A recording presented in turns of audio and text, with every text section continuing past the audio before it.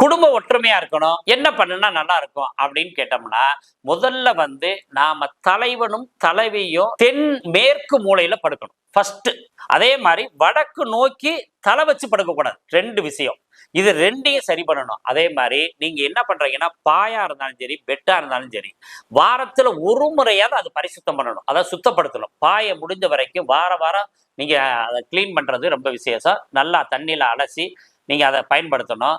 அதே மாதிரி நம்ம இருக்கும் இடத்துல அந்த இடத்துல நீங்க ஏதாவது இயற்கையான சக்தி மிகுந்த வாசனை பொருட்களை பயன்படுத்தலாம். இயற்கை இல்லை அப்படின்னா சூடம் சாம்பிராணியெல்லாம் நம்ம பூஜைக்கு காட்டுவோம் இல்லையா, அதை பெட்ரூம்குள்ள ஒரு சுத்திட்டு வந்துட்டு நீங்க நார்மலா போகும். இரிட்டேட்டிங் பிரச்சனை விலகும். இந்த டார்க்கா வச்சிருக்கோம் பாத்தீங்களா ரூமை, அந்த டார்க்கை சரி பண்ணணும். பழைய துணிகளை நீங்க போடவே கூடாது. பெட்ரூமுக்குள்ள மட்டும் பழைய துணிகளை கொண்டு போகவே கூடாது.